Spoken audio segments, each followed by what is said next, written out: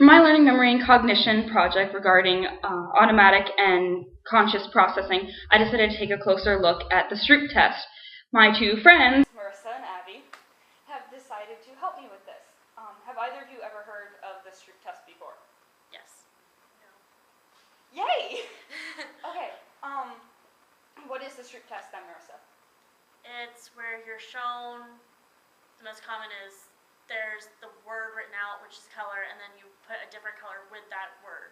So that you're reading blue, but it's in green, and it messes with your brain. Exactly. The messing with the brain thing is what I want to help you guys understand a little bit more. There are two ways that our brain deals with information coming in. Okay, automaticity is pretty easy to understand because it's automatic. There's very little to no actual cognitive processing going on. You do it innately. Like with the color thing, you know those colors. You've known them since you were a little kid. They make sense. You know them off the bat. Conscious processing, you have to be actively participating in trying to remember what it is. For example, here's the color, say the color, not the word that's written. That's where it gets difficult because you have to try to remember to block the one thing out while focusing on the task at hand. Alright, so the regular Stroop Test looks like this. Our book uses a little bit of a different one, but it's basically the same idea of the colors and words all in a hodgepodge. So I took this idea and thought, well, this is all well and good, but since Marissa has been exposed to it, and I know that I was, and the majority of my middle school and high school friends, I know that we know how to cheat the system, and we basically perfected reading it. So in an attempt to liven it up a little bit and make it a little bit more modern, I thought, what if we added the stimulus of media instead of color? So I chose something these two wonderful ladies know a lot about, which is the Harry Potter series. So this is my new Stroop Test. Alrighty, you ladies ready? Ready. I'm going to go through them really quick, so that you can establish both the character and the name. Alrighty, text and character. Good? Okay. So who's this?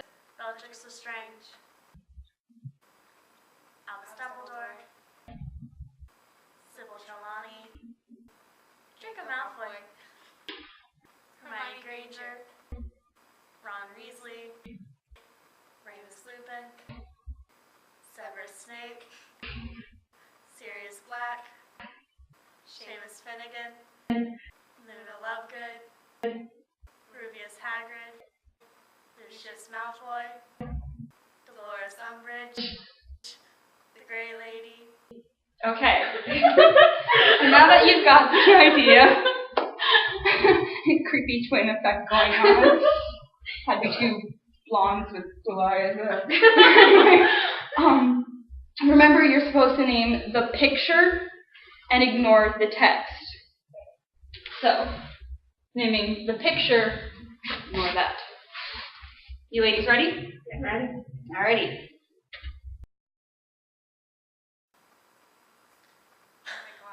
Start here and work your way over. And then come back down. Draco Malfoy. Sirius Black. Sybil Trelawney. Hermione Granger. Severus Snape. Ron Weasley. Bellatrix Lestrange. Remus Lupin. Luna Lovegood. Lucius Malfoy. Dolores Umbridge. Rubeus Hagrid. The Grey Lady. Seamus Finnegan. Albus Dumbledore. Okay, was that difficult? A tad. A little bit. Why was that difficult? Mainly because the first picture I saw was Harry Potter, only it was Draco Malfoy, which is completely screwed with my mind. Yeah.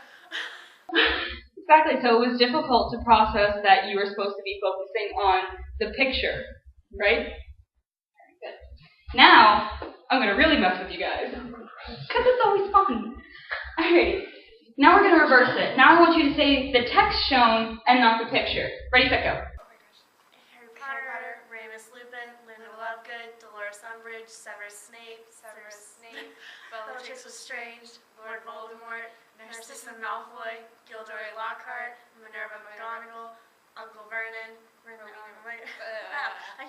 Rowena Ravenclaw, Seamus Finnegan, Lucius Malfoy.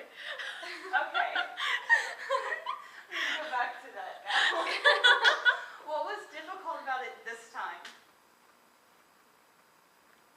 I really didn't have problems until I couldn't pronounce her name. Did it throw you off at all how the words were arranged? Severus Snape twice in a row Yeah. was very agitating.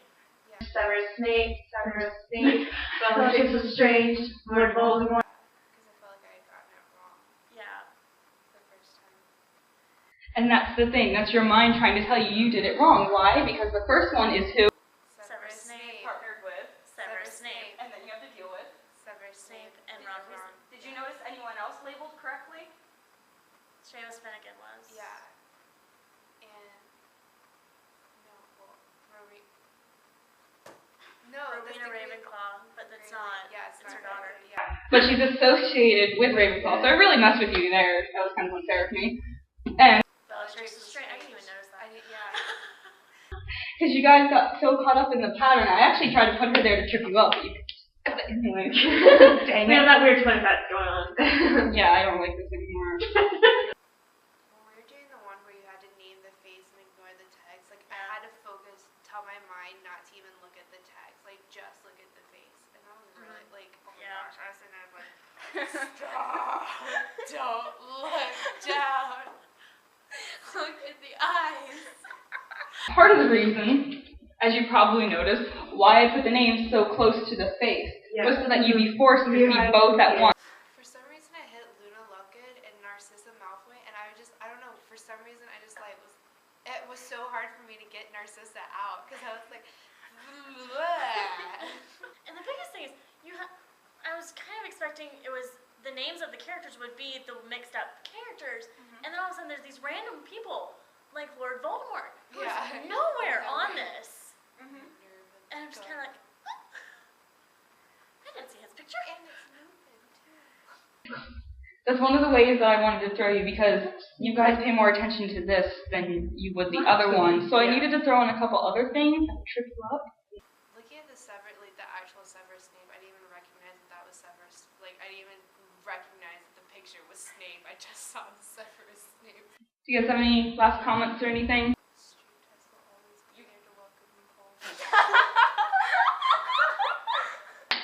So that's the new Stroop Test that I devised, partly because, like yourself, I'm a very visual person, and partly because I can't really put together in my head a reason for our brain to be able to look at something and automatically want to go one way while we're trying to tell it not to go the other.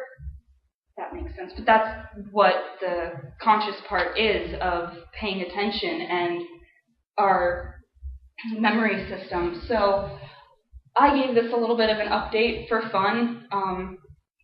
It tripped them up a little bit, not a lot, but because they were used to this, I know that's why they stumbled over the names being misplaced, especially so close to the face. Did that on purpose. Anyway, so that's my project. I'm not sure if this is what you were looking for, but I hope I did what you asked. So, thank you.